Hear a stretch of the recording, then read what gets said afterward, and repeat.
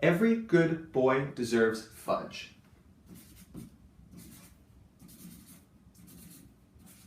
And for the spaces, face.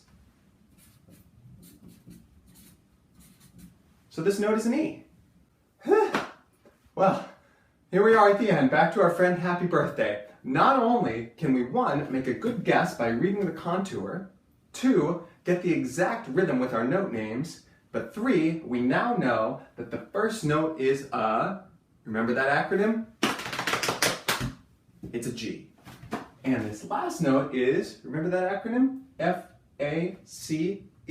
It's a C. So, there you go. Reading music is a cool skill because it lets you play from instructions that were written by somebody who's not there, like somebody in another state, another country, or even someone dead.